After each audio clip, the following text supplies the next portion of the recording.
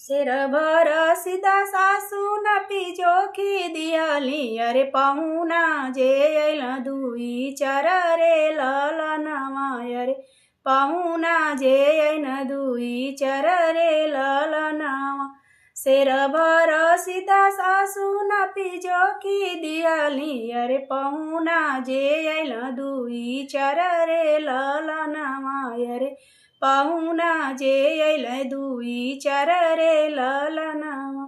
सास मांग अपन ननद मांग अपन अरे अपन स्वामी पुड़िया छानवा रे ललनवा अरे अपन स्वामी पुड़िया छानवा रे ललनवा